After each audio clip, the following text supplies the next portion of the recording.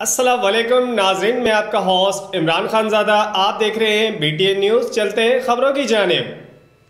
खबर शामिल करते हैं डिस्ट्रिक्ट मियांवाली से, जहां पर हमारे ब्यूरो चीफ की रिपोर्ट के मुताबिक कंदिया मोड़ रेलवे क्रॉसिंग के करीब वो मुकाम जहां स्पेशली तौर पर वजीर आज़म इमरान खान ने आकर 10 प्लेन सोनामी ट्रेज शजरकारी मुहिम का इफ्तिताह किया था और बेरी के शहीदा की पैदावार हासिल करने पर जोर दिया था। लेकिन आज वहां पर बेरी का शोहदा हासिल करना तो दूर की बात, सारे बेर के पौधों के साथ साथ पहले से मौजूद दूसरे दरख्त और पौधे भी गायब हैं। एक पौधा या दरख्त भी बड़ा नहीं हो सका, सब कुछ गायब हो गए हैं और अब वहां पर झाड़ियों से बसेरा कर रखा था, जो कि अब ताल्लुफ की जारी है ताकि ना रहे बांस ना बजे बांसुरी। जहां कभी जंगल नजर आता था वहां पर चटील मैदान नजर आता है।